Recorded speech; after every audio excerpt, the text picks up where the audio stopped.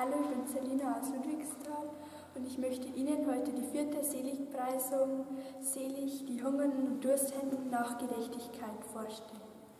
In einer Geschichte von Jesus zu Besuch bei Martha und Maria.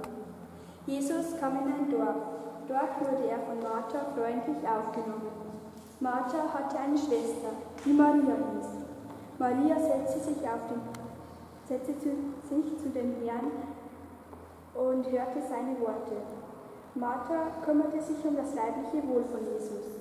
Da sagte sie zu Jesus: Herr, kümmert es dich nicht, dass meine Schwester mir die ganze Arbeit überlässt?